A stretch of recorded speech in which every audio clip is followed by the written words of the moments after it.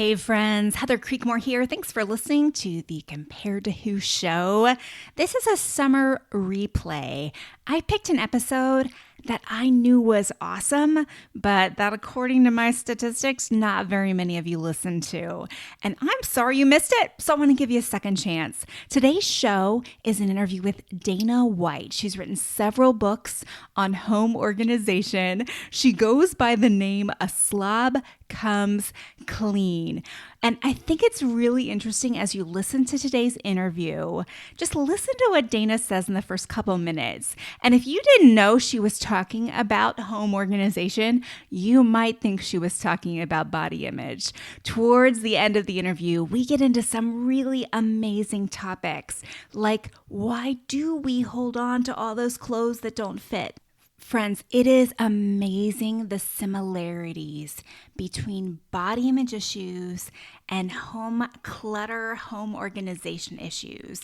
Now, you may be a perfectionist in every area, and so this show may not speak to you at all, but if you struggle with keeping it all together at home, you're going to love this show. Now, I will tell you it was recorded on Zoom, and so there's some wonkiness. I've tried to cut more of it out than before, but stick with it, friends, because I think you're going to get something really good out of it. Okay, here's the show. Enjoy my interview with Dana White from A Slob Comes Clean.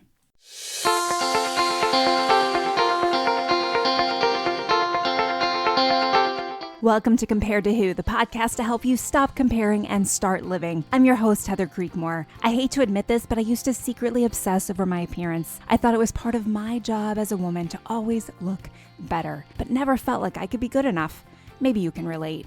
God, in His grace, showed me a way out, and I want to give you all the tools you need to break free too. If you've ever spent too much time stressing over your looks, I get it. I hope you'll keep listening and find the same freedom I have. Here are 3 other things you should know about me. I'm a minivan driving mom of 4. I'm author of the book Compared to Who and the Burden of Better. I'm a blogger at comparedtowho.me, and you just may have seen my epic bake fail on Netflix. If you've ever struggled with comparison or body image issues, Compared to Who is the show for you. I hope you enjoyed today's episode, and hey, tell a friend about it.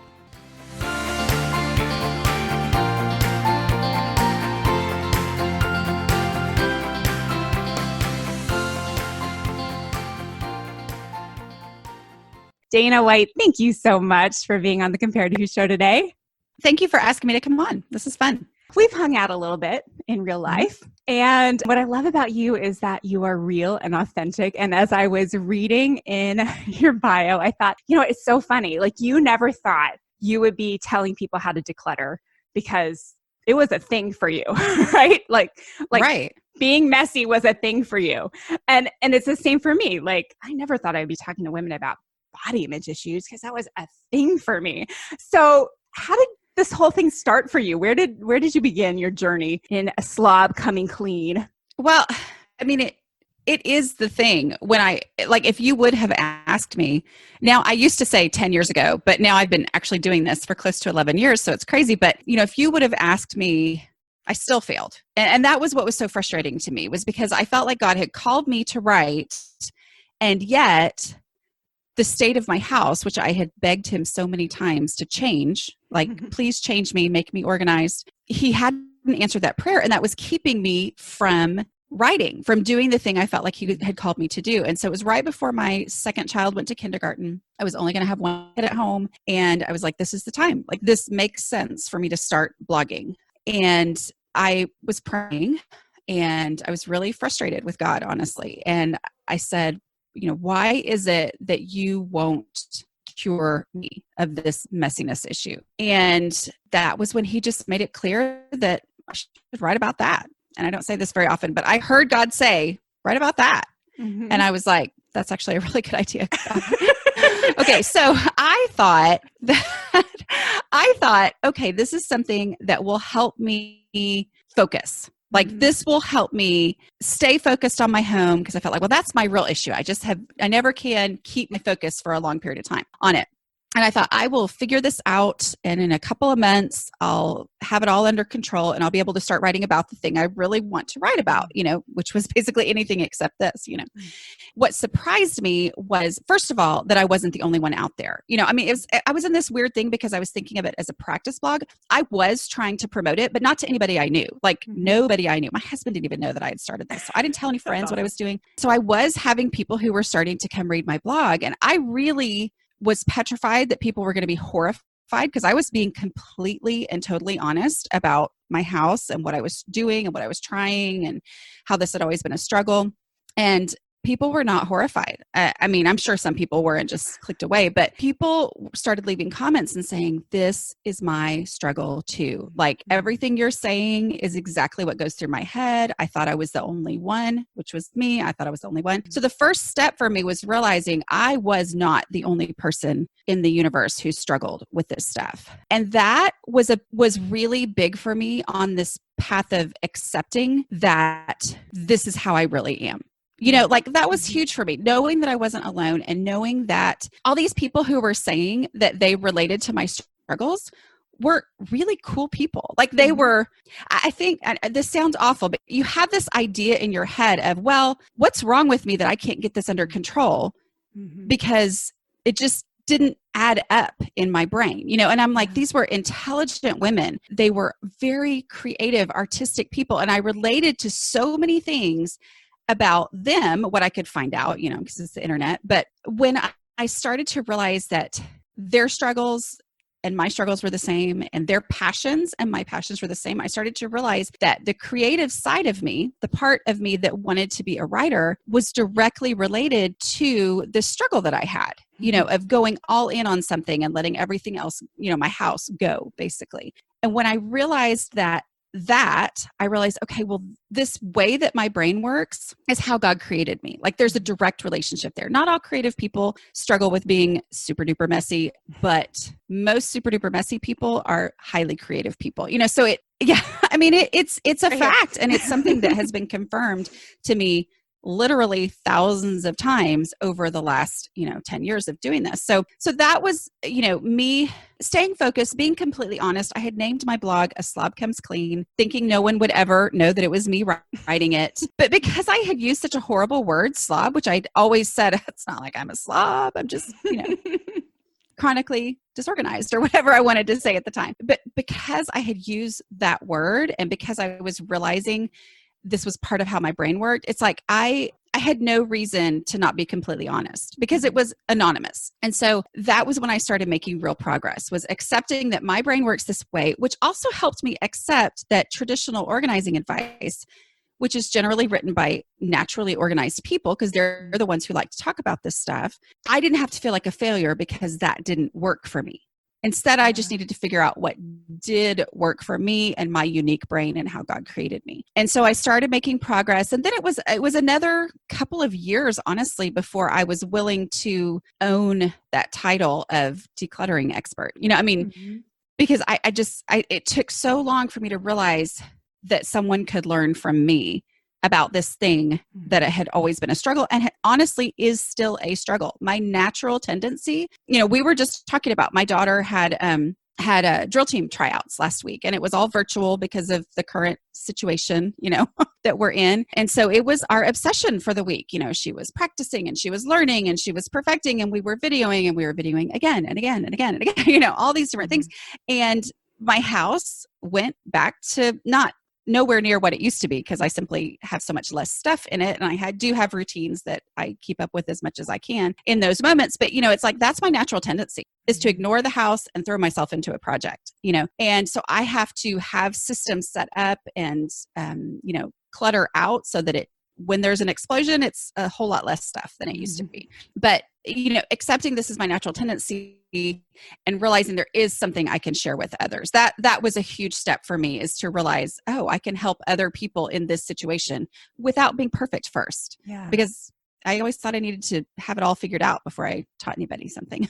Yeah, I mean, and that's awesome because I think reading between the lines of your story, it's like that's where comparison creeps in, right? Absolutely. It's like comparison creeps in and it says, look at all these beautiful, perfectly kept homes on Instagram, and you're not one of those. So Exactly. forget the whole Well, thing. I still struggle with it because I do. I mean, the whole idea when you mention Instagram of people talking about the grid, I don't know if you know what I'm talking about when I say that, but they're like, I just saw somebody and this sounds horrible, but I unfollowed them immediately because I didn't actually know them. So it's one of those where I'm like, why am I following this person? I don't know. Yeah, But anyway, absolutely. It wasn't a personal friend or anything, but they said something about, I wish I could post this picture in black and white because I like it better that way, but I can't because it would mess up my grid.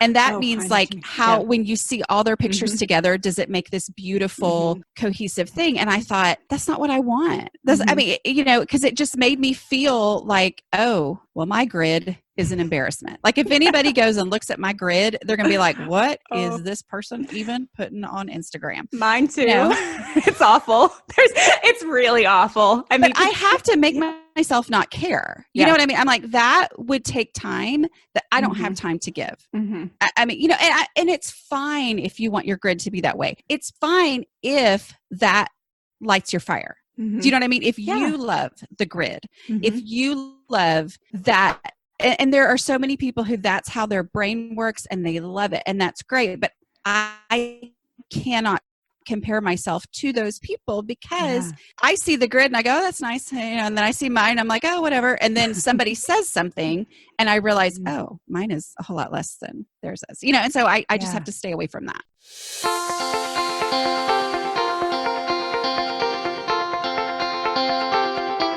Are you tired of comparing yourself to others? It's time to break free, my friend. Check out comparedtowho.me online and you'll find a ton of great resources, blog posts, videos, and so much more to help you stop comparing and start living. And make sure you sign up for my exclusive email list while you're there. I send my email friends things I don't send anyone else. You can also find out more about my brand new book, The Burden of Better: How a Comparison-Free Life Leads to Joy, Peace, and Rest. If you're tired of battling comparison, friend, I wrote this book just for you. Check it out right after this episode, of course.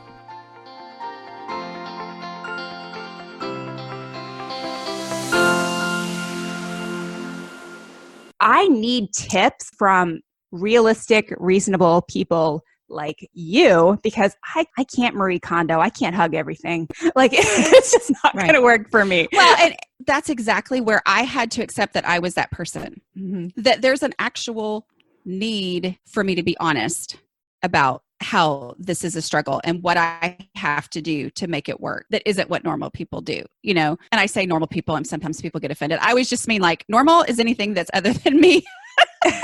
I'm not normal and I've never tried to be, but, and two, for people who are listening and are like, oh, what, if I hold back on what I know, then there's a big gap of information that people really do need. Because I always said my frustration with traditional organizing advice is I was lost on page 3. Like I felt like their before photos were my dream after photos. And so I could not, so I was like, well, what do I do before this? But how do I even get to this point that you think is your starting point to get organized? Like I couldn't find anybody who was writing about total disaster to, oh, okay, now it's time that we can actually start talking about getting organized, And so that's where I come in, and I still don't love it. I mean, I've embraced it and I love my job. I think it, and being honest is so much more freeing than trying to hide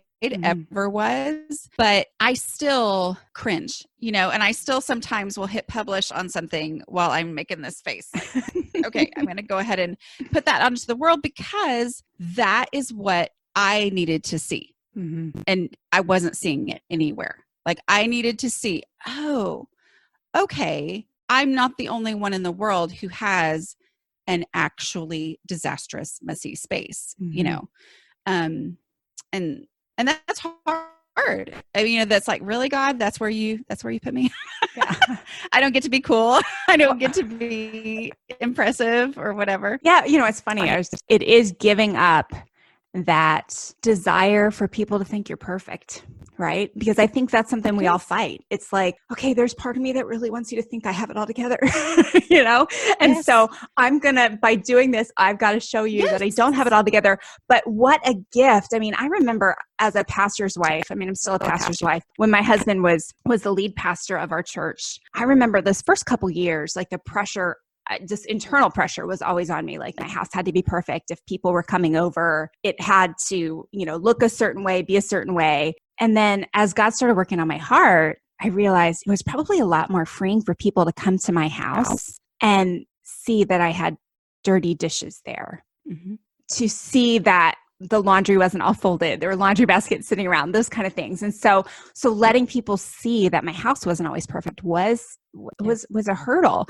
One of my most popular blog posts ever is called How Cleaning Your House Like a Crazy Woman Relates to Your Body Image. Because I think a lot of women that have body image issues or struggle with it, like I think that's the hurdle. The hurdle is I want people to think well of me. And so I'm worried about what all this looks like. And then I'm also really worried about what my house looks like when you come over. But when you're not coming over, then it's all bets are off. So, yes, Dana, for those of us who live often with the all bets are off kind of home decor. I mean, see, I married a Marine. So, I mean, my husband like puts my children, if it wasn't for him, we would live in completely different conditions, but he puts the kids to work. I mean, so slobs like me. Where do we start? What's your quick tip? Hey there. How much is freedom worth to you? That's kind of an odd question, right? When I was in the midst of my struggle with disordered eating and body image, I would have paid anything I had to be free. Truth is, I spent a lot of my budget on things I thought could help me be free, like new diets, exercise gizmos, clothing, but none of those things really helped. I'm so grateful that God showed me the way out. And now I'm passionate about helping others find their way out too. I want them to know that Jesus already paid it all. They don't have to spend another cent to find the freedom they really desire. But truth is, it does cost me something to get this message out, compared to who can't spread the message of Jesus' offer of freedom without the help of women like you. Would you consider making a contribution? Check out Compared to Who's Patreon page at patreon.com/comparedtowho. Then prayerfully consider giving $1 or $5 a month, whatever you can to help. Any amount you'd be willing to donate would be a huge blessing and will go directly towards covering the operating expenses of this ministry. Thank you for being a part of seeing other women set free from the chains of body image and comparison. May God bless your generosity.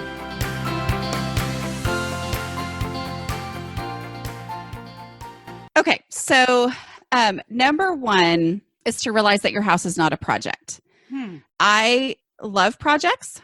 We were just talking about how I enjoyed having something to obsess over last week, lit my fire. I mean, like I enjoy that. So I like projects. That's just how my brain works. And it's a great quality in a lot of areas of life, but it is not a great quality in keeping your house under control. So I always thought I needed to get my house perfect. Like I just need to clean it from top to bottom and then maintain it. And in reality, that never worked because first of all, when do you have time to clean it from top to bottom, especially once you add kids and then kids get old enough to have their own activities and all the different things as life gets busier.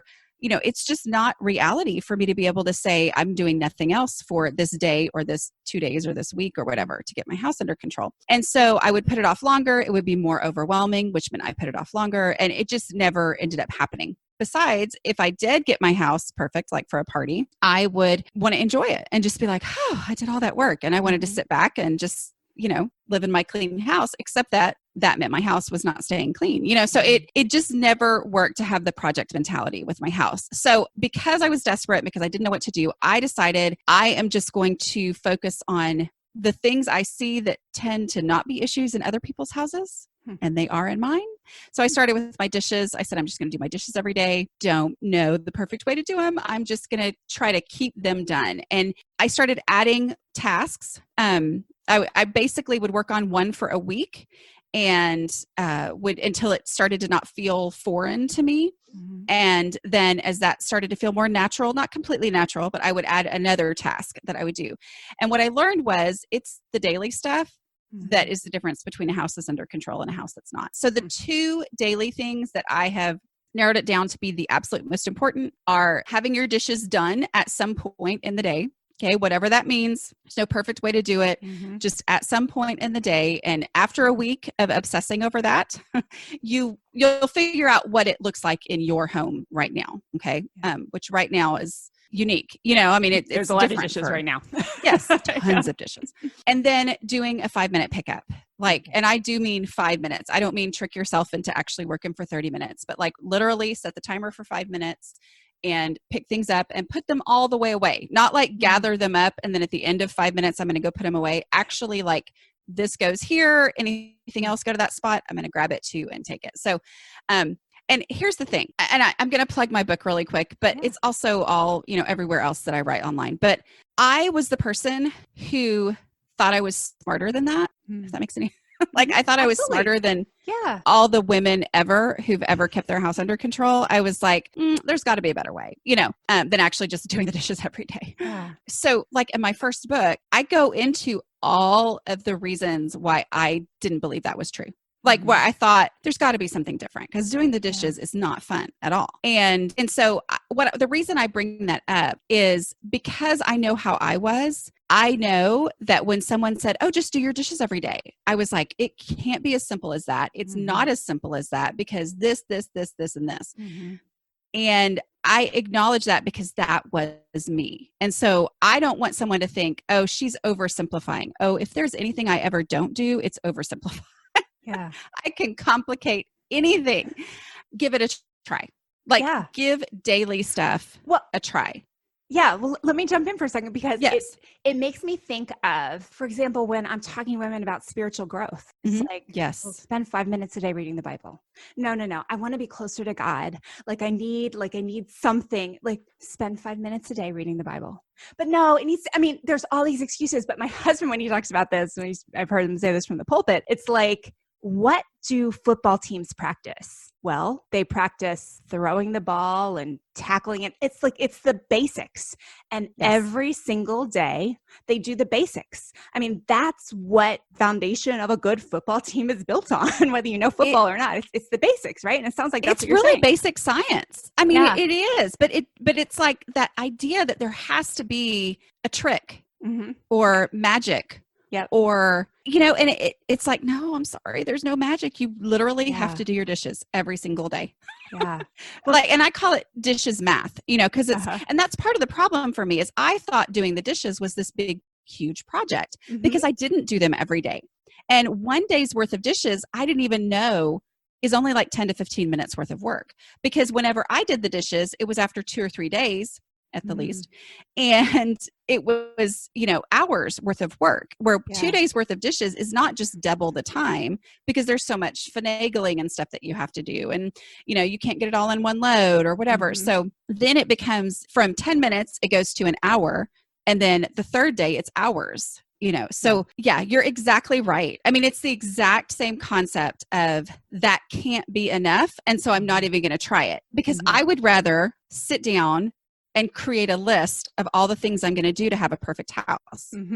But then that list itself is overwhelming. And by the time I've finished writing it, all that energy that I had to change and be completely different from now on for the rest of my life, it's all gone, Oh, and my house doesn't look any better. And then I lose the list anyway. So, And I think everything you just said there applies to what women do with their bodies, right? Absolutely. It's it can't be enough for me just to go on a 30-minute walk and, try to cut out 1 to 2 desserts a week. I have to go on a crazy diet and I have to exercise for way too long every day to a point where I can't sustain it. And it's and none of that, I don't believe any of that really solves body image issues, but just kind of separating body image from what we do to make ourselves physically more healthy. We do the exact same thing. I've got to make this list of all the ways I need to be better. And I think that kind of loops right back around to your first suggestion. Your house is not a project. Your body is not a project either, And so I think that's a perfect synergy there. I love how all that goes together. Well, and then there's the clutter. The clutter is the same thing. And here's the thing about clutter. I always tell people, start with the dishes, but clutter is just as important because the more stuff you have in your house, the harder it's going to be to do the daily stuff. And if you're not doing the daily stuff, any decluttering that you do just, it's like it didn't happen, So, I mean, Yeah. all those things go together, but the same thing with clutter is looking at a space, a pile, a messy drawer, a messy closet, a messy living room, whatever, and thinking that is a project, as opposed to, my steps that I use. My first step is to grab a black trash bag and throw away trash. I mean, like, that's it. And that will, number one, get you moving, but it'll also start you differentiating between just this overall idea of stuff and picking out what can just be thrown away. And when you do that, you start to see individual things that you're going to have to deal with, as opposed to just this mass of clutter, which is overwhelming. And so, it's that working through, and that also means that you can make progress. You can't make it better, you can't finish, but you can make progress in 5 minutes of just throwing stuff away, and it's going to look better than it did before. So it's the same idea of, there's so much more value in little bitty steps than there is in trying to fix everything and change completely starting now. Okay, now.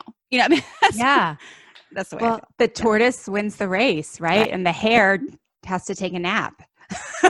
So, exactly. It's inch by inch, right? So what about our closets? Because this is a topic that comes up in the blog and things I do.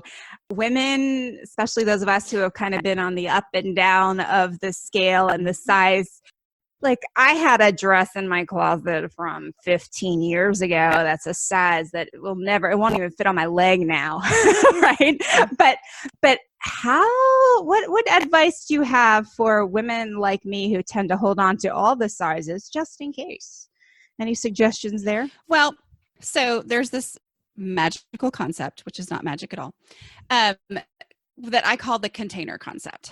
And what that is okay, so the story behind it is that I always thought containers were for putting things in. Like, I thought organized people like containers, so I would buy them, and mine never looked like other people's. And so I didn't see the results that I thought I was going to. And I was like, I don't understand. So one day I was decluttering and I was talking to myself and I was like, container. And I realized that the word container, the root word is contain. Like, it's meant to be a limit. And so the very short version of this is that I realized, okay, containers are not for putting things in, they're for making the decision of how much I can keep. And I realized that every space in my home, my entire house itself, is a container. It's a limit. It's a natural limit. And the beauty of it is that when I let containers, which your closet is a container, when I let containers make the decisions, it takes the pressure off of me of making those decisions. So, for example, your closet is a natural container. It's a space that is defined. Like, the answer is not to get a portable closet, to add to some other space in my room. The answer is to accept the size of the actual closet that you actually have in the life that you're living, in the house that you're in. Okay. And the way a container would work, it's a little bit harder with your closet, because I am not a fan of pulling everything out and then only putting things back, because that just ends up being a disaster later because I never get to all this stuff out. But anyway, start pulling things out until things fit in your closet well. Okay. So the stuff that deserves space in your closet is the stuff that you wear right now. You can totally keep those other things for, that like maybe don't fit right now, but that's what I'm hoping someday will fit, or it just has some kind of sentimental value. For me, I was a theater arts teacher. And so I have several things that I'm like, oh, that makes such a great costume for whatever, I mean, like, even though I don't necessarily need it anymore, but whatever. When you view your closet as a limit to how much you can keep, it helps you identify the things that deserve space in the container. Does that make sense? It does. And when you start to think of it that way, it frees you from thinking through the fact of, okay, should I keep this? Let me try to be realistic about, will I ever be this size again? Or let me try to be realistic about this, which can really get into your head. I mean, like, you can really go down a lot of roads there that are not necessarily healthy. Yeah. But instead to just say, is there space in the container? It's not me. I would keep this, except that the fact that it doesn't fit in my closet. And since it Yeah. doesn't fit in my closet, I can't keep it. I can keep it, but I might have to get rid of something else. And when I compare the two things of this black shirt that I wear all the time and it fits me no matter whether I've fluctuated here or there, like I love this shirt versus this thing that I wore 20 years ago, all of a sudden it reveals to me, oh, well, yeah. I mean, if it's between these two things, I'm going to keep this one, but there's only space for one of them. Does that make sense? Yeah, absolutely. Yeah. Yeah. I mean, and the one thing that I've talked to women about before is just if it's causing you shame to have it in your closet. I mean, like you wouldn't, I don't know, like if there was an award that that's a really horrible example. I was thinking if there's an award you won that you would be embarrassed about, I don't know. Slob of the month. I don't know. I can't really think of a good illustration there. But it's like you wouldn't put that ridiculous award on your shelf for everyone to see. But yet, Right. like we keep these size, way too small clothes in our closet. And it's like, sometimes I feel like you go in the closet and every time you go in there, it's like a bullet to your body image. You're like, oh yeah, that doesn't fit anymore. And so it's like in those cases, and like, you got to get it out of there. But a parallel would be that's maybe not quite so sensitive to a lot of us, but a parallel would be moms who are like, okay, do I keep the 18-month clothes when I'm not for sure if I'm going to have another kid? I mean, like we don't know. Just like us, we're not for sure what's going to happen down. Well, am I going to regret this? Whatever, which I've just had to learn to get over decluttering regret, to just say it's better to have a space that I enjoy and I can function in and I can live in. I'd rather have that and risk the decluttering regret than hold on to it and not be able to use my space and enjoy it. But so it's the same concept with the mom who's not for sure should she keep these other clothes. It basically comes down to, you can keep it if you have the space to designate to it and to make sure it's actually in a place where you'll be able to find it and know where it is later. Okay.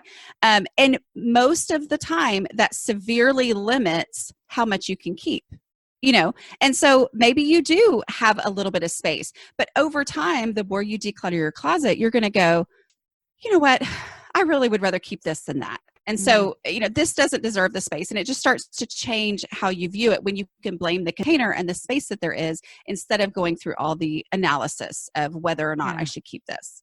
Yeah, that's really good. Why do you think stuff has such a hold on us? So in my Decluttering at the Speed of Life book, I talk about dreams. And like, I really believe that a lot of, and I am not a licensed mental health professional, but anyway. Neither am I. But I did write a book and they published it. Exactly. Like, so, I get to you got talk about cred. things.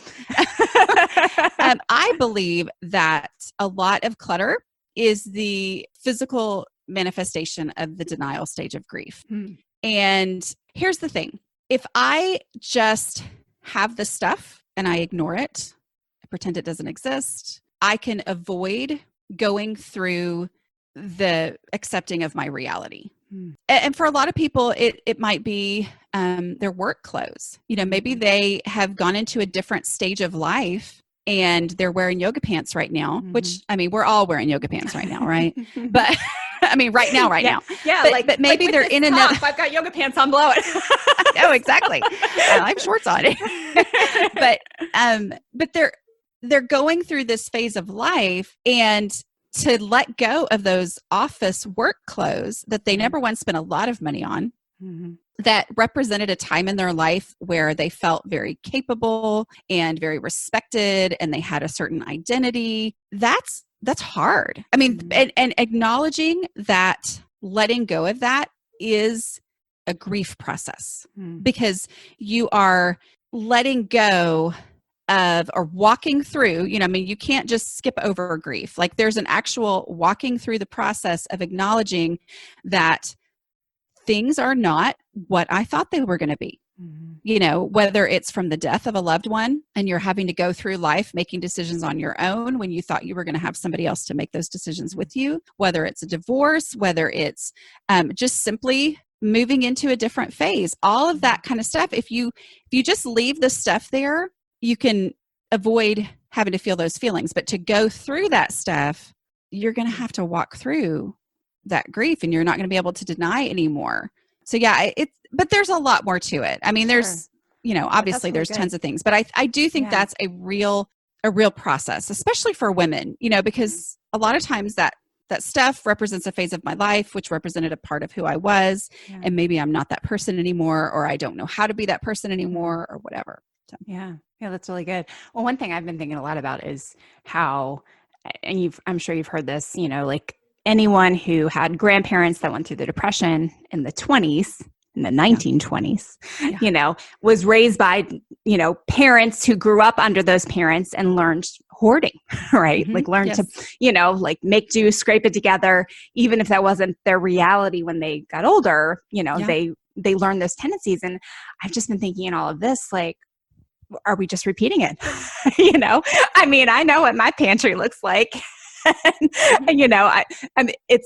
And my son dropped a jar of spaghetti sauce the other day, and his first response was, "Oh no, we can't afford to lose a jar of spaghetti sauce during a pandemic." And I was like, "No, dude, we're okay." But no, but they're hearing those messages, whether I'm saying them or not. They're getting that. Well, exactly. My people, that's what I call my people who, relate to, who need what I have to give, what I have to share.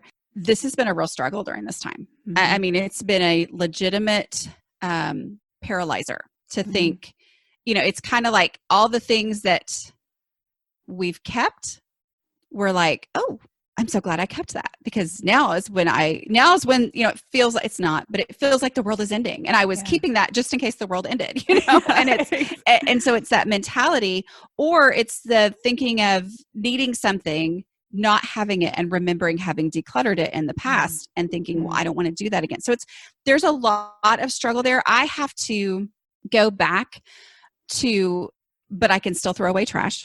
Even if I don't make any difficult decisions, I can still do those real basic things that I have in my steps, which is the trash, and then the easy stuff, getting it back to its established home, finding homes for things.